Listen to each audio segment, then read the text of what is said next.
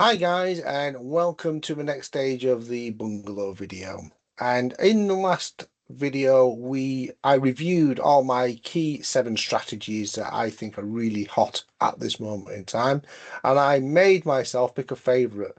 The favorite one at the moment I think is the extension to a bungalow.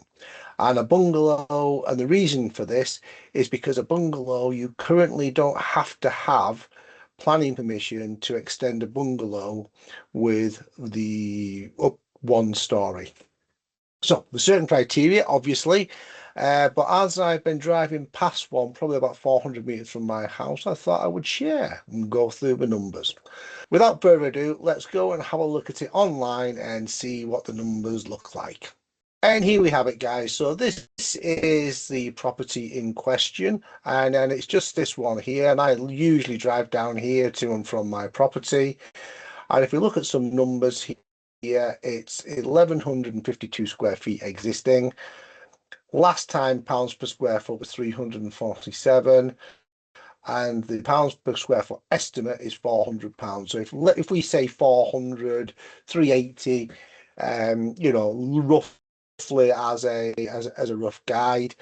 And if the house is currently 1,100 square feet, then it's very reasonable to assume you can move up onto this and just look at the extended property first up. And if we just go to there, we can say this is super simple. It's surrounded either side. You can't see, but this is 2-story. This is 2-story. All the properties. It's effectively a rogue property, very common, probably built in the 50s and 60s. For someone who fancied a bungalow. But now, not as appropriate as it used to be, and a definite opportunity to build a really nice property for yourself, or alternatively from a development opportunity. So as you can see, if we just click between there, that is a really simple hipped roof. There's no evidence. There's no evidence of a second floor being used, which is a criteria. It's not in a conservation area. It's just outside the conservation area. So we're ticking a lot of the boxes. We'll do a different video on the criteria you need to do for a bungalow extension, but trust me, at this moment in time, this did the criteria. Okay, and if we go on to so guys, we're back on the Ordnance Survey map here, and as we can see, the property is 1,100 square feet, so it's reasonable to assume if we lose a little bit of space in the eaves, etc., depending on what type of roof we put on, you could easily get something in the region of 900 square feet in here. This would take that property up to 2,000 square feet.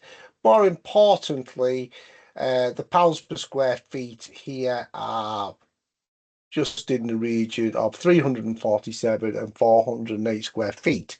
So if we assumed a building price of around about 1,000 square feet to be added, and then if we assume a build cost of around between 170 and 220, we are still in very good shape, because even at 120, yeah, it's going to take up, if we take around 200, the sales value is 400, you're looking at about £200 per square foot profit. So if you got a 2,000 square foot, you'd have a value of about £800,000 for this property, but it would have only cost you in the region of £200,000 to do.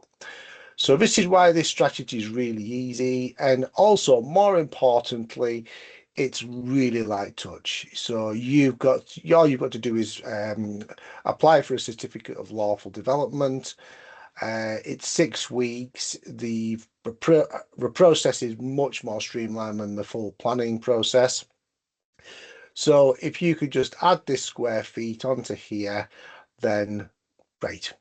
So yeah, I would.